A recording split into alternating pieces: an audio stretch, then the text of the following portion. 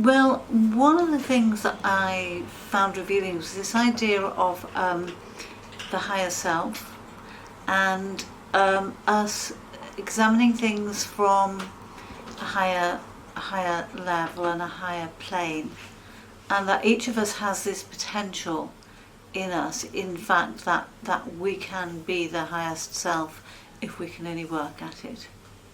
So, well, how I'm going to apply it is that we've had some really good exercises that has kind of shown us how we could apply these things.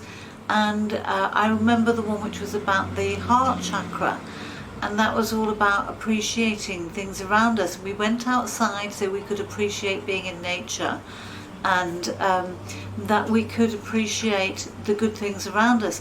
And that's one of the things that you can do, is to actually take practical steps to really find the joy in your life.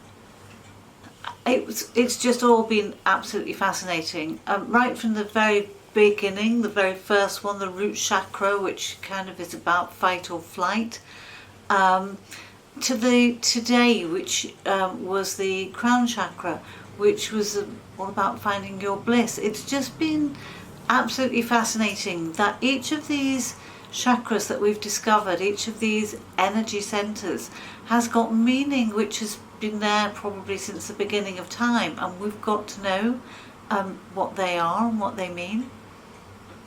This is just such a fascinating subject.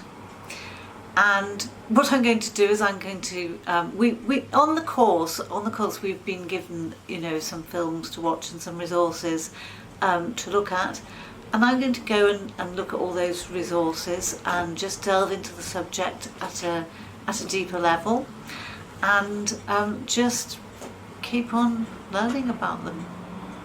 I would say that this is really good because you know, it's been fun, it's been entertaining. We've had our homework to do. We've been totally involved with what we've been doing. I would say it would be an excellent course to do.